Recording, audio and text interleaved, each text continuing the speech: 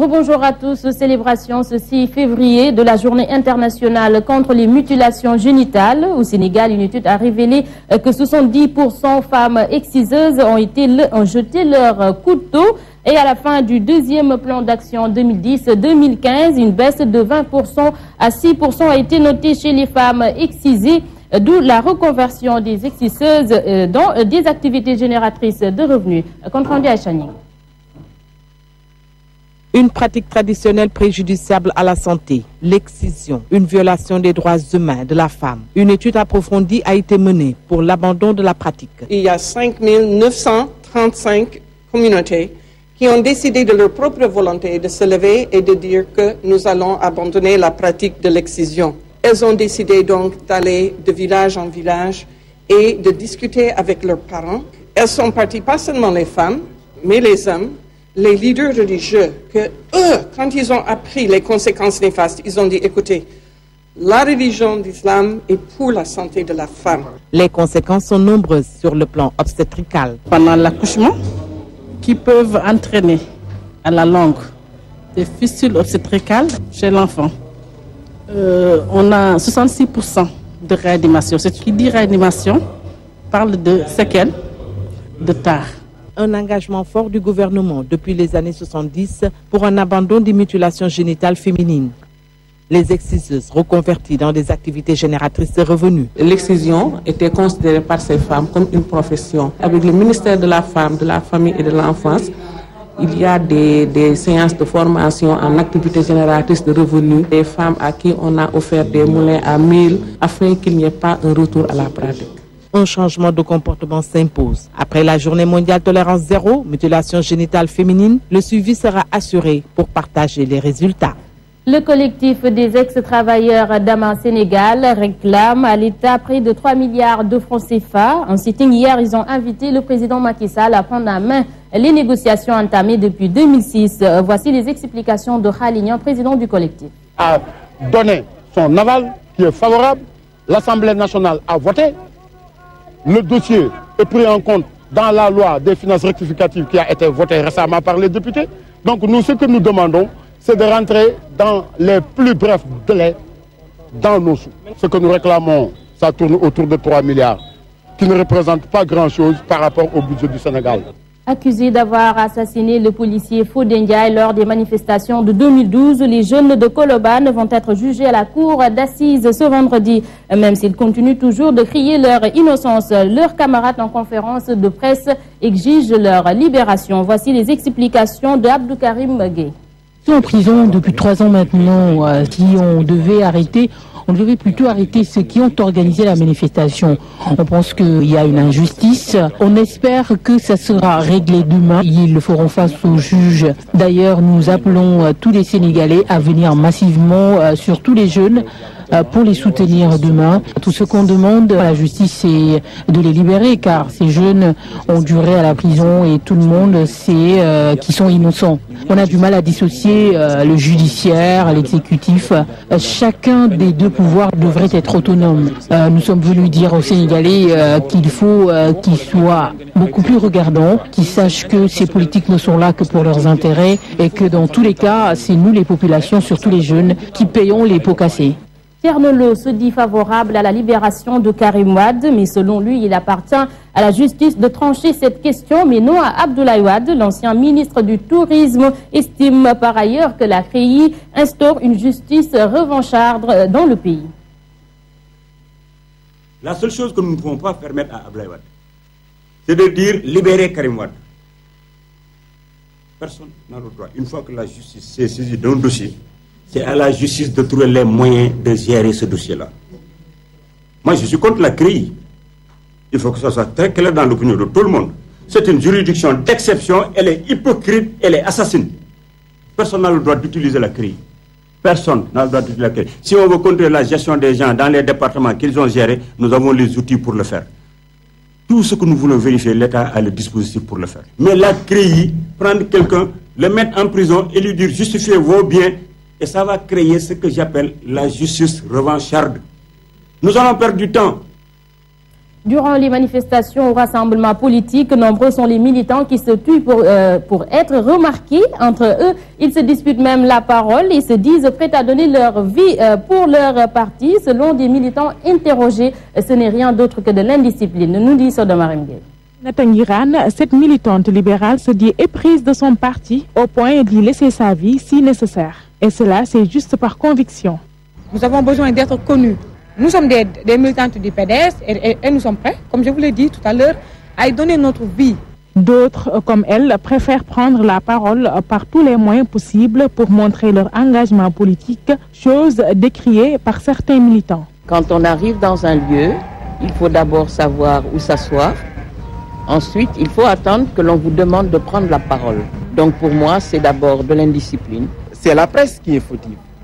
Parce qu'avant de tendre quelqu'un un micro, il faut aussi mesurer l'impact et le degré de sa communication.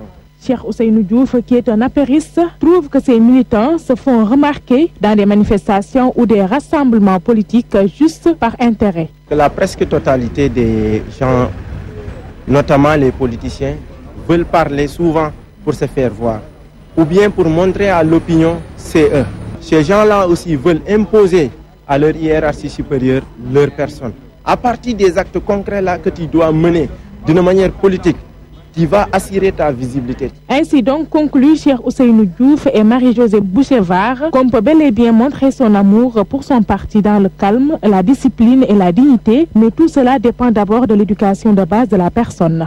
Merci à Sodomarim Gueye Touré. Parlons éducation à présent. Le syndicat autonome des enseignants du moyen et du secondaire vient d'obtenir 296 parcelles à Tivaounpeulh. La pose de la première pierre a été une occasion pour les responsables de ce dit syndicat de rappeler au gouvernement les accords signés en février 2014. Sinon, ils menacent même de perturber le système éducatif. Voici les explications de Mamadou Lamine Dianté.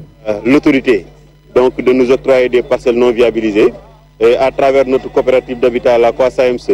Et nous avons finalement aujourd'hui procédé à la pose de la première pierre et nous envisageons donc dans les mois à venir diriger sur ce site. Je crois que c'est une première en termes d'option, d'aller demander au gouvernement de nous octroyer des sites non viabilisés et de procéder nous-mêmes à la viabilisation. Nous avons signé un protocole d'accord depuis le 17 février 2014 et au jour d'aujourd'hui, je crois que le gouvernement a fini de faire étalage de son manque de volonté d'aller vers la prise en charge donc des préoccupations. Et c'est cela qui nous inquiète d'abord, nous en premier, par rapport à des lendemains que l'école pourrait connaître cette année. Je crois que si rien n'est fait d'ici là, on risque d'aller encore vers des lendemains troubles dans l'espace scolaire et ce serait dommage. Voilà, à présent, l'actualité sportive. Le Ghana s'est qualifié pour la finale de la Coupe d'Afrique des Nations 2015 en battant la Guinée équatoriale 3-0 dans un match marqué par des incidents impliquant des supporters. Ainsi, la finale de la Coupe d'Afrique des Nations se jouera entre la Côte d'Ivoire et le Ghana ce dimanche. Le futur profil du sélectionneur des Lions sera dégagé ce vendredi lors de la réunion du comité d'urgence de la Fédération sénégalaise de football prévue cet après-midi. Les fédéraux vont statuer sur la dizaine de candidatures et tous les grands noms du football international. Aïcha Kamara. Après la réunion du comité exécutif, l'instance dirigeante du football sénégalais va se retrouver ce vendredi après-midi. Il s'agira d'une réunion qui concerne le comité d'urgence composé du président de la Fédération sénégalaise de football, Maître Augustin Senghor, et des 6 vice-présidents. Ces dirigeants vont statuer sur le profil du successeur d'Alain Giresse. Mais le choix technique va revenir à la direction technique nationale dirigée par Maya Sinmar. Ce démembrement de l'instance du football sénégalais va connaître également des changements importants avec le retour du poste de manager général, des chamboulements causés par la débâcle des Lions en Guinée équatoriale. Malgré la piètre présentation de la sélection sénégalaise lors de cette 30e édition de la Coupe d'Afrique des Nations, l'équipe A du Sénégal continue à susciter beaucoup d'intérêt. On nous signale qu'une dizaine de grands noms du football international ont déjà déclaré leur candidature pour manager les Lions de la Teranga, une liste dans laquelle aucun nom d'entraîneur sénégalais ne figure. Aïcha Kamara, alors que les dirigeants du foot vont donc devoir statuer sur le profil du futur sélectionneur de l'équipe nationale, le public lui s'attend à un coach local, nous dit Amadou Labassal. Ils ont une idée très claire de l'homme qu'il faut pour coacher l'équipe nationale de football. Le profil le plus recherché pour eux, un Sénégalais, pour que par patriotisme, ils y mettent plus que de la bonne volonté. Je pense à Aliou Cissé ou El Hadj Diouf. Ils sont sénégalais, on ne pourra pas trouver plus patriotes qu'eux. Les Sénégalais sont là, pourquoi prendre des étrangers qui nous coûtent cher? Qu'ils soient simples supporters, amateurs ou professionnels, pour eux, une équipe nationale doit avoir un national comme sélectionneur. L'équipe de la RDC, c'est le seul équipe africaine qui a amené un noir dans une compétition et il a fait une CAN extraordinaire. Dans d'autres pays africains comme le Nigeria, en 2013, son entraîneur a gagné.